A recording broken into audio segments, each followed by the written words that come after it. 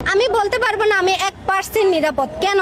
যে জায়গায় একটা বাচ্চা নিরাপদ না, বাচ্চা তো তার যদি আমি সঠিকভাবে বলি তার শারীরিক বিকাশ এখনো হয় নাই, ওই জিনিসের প্রতি একটা ছেলের যদি লোভ হইতে পারে, এই জায়গায় আমি সম্পূর্ণ গিয়ে শারীরিকভাবে সুস্থ এবং আমার সম্পূর্ণ শারীরিক গঠন সব কিছু একদম ঠিকঠাক আছে। তো ওই হিসাবে চিন্তা করলে যে তার তুলনায় আমার বিকাশটা বেশি, তো তার থেকে আমি বেশি লোভনীয় হব, ওই জায়গায় তো আমি আরও বেশি রিস্কি। কারণ গিয়ে ছেলেদের কাছে ভোগের জিনিস মাত্রই বুঝে শরীর। তাই এখন চিন্তা করেন, একটা ছেলে যদি বিবাহিত হইয়া দর্শন করে, ওই জায়গায় আমরা অনেক ঘটনা এরকমই দেখছি, বাবা মেয়েকে দর্শন করতেছে, চাচা বাতিজিকে দর্শন করতেছে।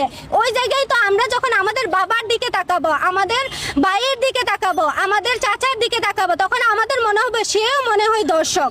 কারণ আপনারা যারা পুরুষ জাতি তাদের দিকে একটা হুমকি স্বরূপ একটা প্রশ্ন সুরে আসছে যে সে কি দর্শক? আরে ওর বাবা তো ওকে দর্শন করছে, তাহলে আমার বাবাও তো আমাকে দর্শন করতে পারতেছে। আপনি একটা জিনিস খেয়াল করবেন, এখনের দিনের মায়েরা কিন্তু বাবার কাছে মেয়েদের একা রেখে যায় না। কেন? কারণ আপনারা ওই বিশ্বাসটা ভঙ্গ করে ফেলেছেন। অনেক বাবারা মেয়েকে দর্শন করেছে, যে জায়গায় একটা বাবা মেয়েকে দর্শন করতে পারে, ওই জায়গায় রাস্তার মানুষ দর্শন করাটা বিলাসিতা ছাড়া আর কিছু না। ওই জায়গায় আমি আমার ঘরের ভিতরেই সেফ না, আমার বাবাই আমাকে দর্শন করার জন্য দর্শন করতেছে। আমরা এরকম ঘটনা অনেক দেখছি। তো ওই জায়গায় যদি আমি তাকাই, তো বাইরের মানুষ দর্শন করাটা খুবই নর্মাল। আর এই জায়গায় এখনের দিনের মারা কিন্তু বাবার কাছে মেয়েদের রেখে যায় না, কোথাও গেলে মেয়েকে সাথে নিয়ে যায়। কারণ তাদের ভিতরে একটা ভয় থাকে, যেহেতু ওই লোকে তার মেয়েকে দর্শন করতে পারছে, ওই লোকে তো একজন ভালো মানুষ ছিল, ওই লোকেও তো নিজের দায়িত্ব পালন করছে, সে বিশ্বাসের যোগ্য ছিল বিদায় তার সাথে একজন মেয়ে সংসার করছে এবং তাদের সুখের সংসার ছিল, তাদের বাচ্চা হয়েছে, এগুলো বড় হয়েছে। এখন একজন মানুষ জাস্ট বিশ্বাসী বলে তারা অন্ধবিশ্বাস করা উচিত না। কারণ একজন মানুষ আপনি 10 বছর ধরে দেখতেছেন বিশ্বাসী, সে যে কালকে যে অন্যায় করবে না তার কোনো গ্যারান্টি আপনি দিতে পারেন না।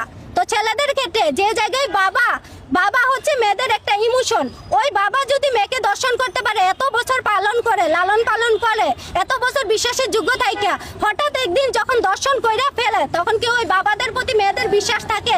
কারণ আমরা মেয়েরা বাবাদের খুব বিশ্বাস করি, আর বাবাদের যে বিশ্বাস করি সাথে এই প্রশ্নটাও জাগে যে সেও তো তার বাবাকে, যে দর্শন হয়েছে সেও তো তার বাবাকে বিশ্বাস করত, সেও তো তার বাবাকে নিয়ে গর্ব করত।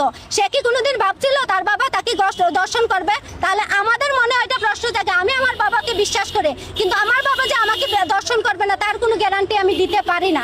ওই জায়গায় দাঁড়িয়ে আমি এটা বলবো, বিবাহিত হোক অবিবাহিত হোক, জিনিসটা হচ্ছে পশুর চোখে কোনো কিছু লাগে না, সে বিবাহিত হোক অবিবাহিত হোক। আর এটা বেশি যে বিবাহিতদের সংখ্যা বেশি। এখন আমি বলবো, তোদের যদি এতই চাহিদা থাকে, তোরা